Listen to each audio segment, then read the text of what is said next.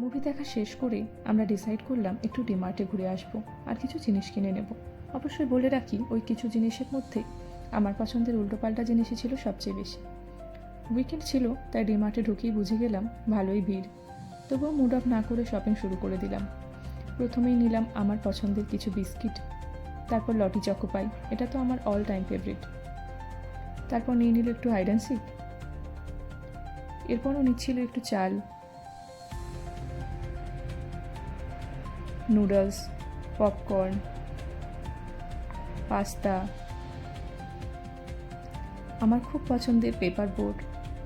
তারপর নিল তেল, পাস্তা মশলা, পাঁপড়, টুথপেস্ট, বডি ওয়াশ, একটু ধূপকাঠি, একটু ফেস ওয়াশ, শ্যাম্পু। তারপর এদিক ওদিক দেখে আমি টুক করে আরেকটা পেপার বোটও তুলে নিলাম। এরপরও বিল করিয়ে নিল। তারপর আমরা ওখান থেকে বেরিয়ে গেলাম। মল থেকে বেরোনোর পর ও আমার জন্য একটু চিজ পপকর্ন নিয়ে নিল। এই ছোট ছোট জিনিসগুলোই দিনটা সুন্দর করে দেয়।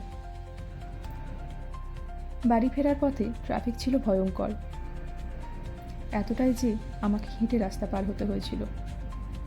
ফেরার পথে হঠাৎই চোখে পড়ল KFC। মনে হলো ঢুকে কিছু খাবো, কিন্তু ক্যাশ ছাড়া ওখানে আবার অনলাইন পেমেন্ট নিচ্ছিল না। আমাদের কাছে ক্যাশ ছিল না, তাই মন খারাপ করেই ফিরে আসতে হলো।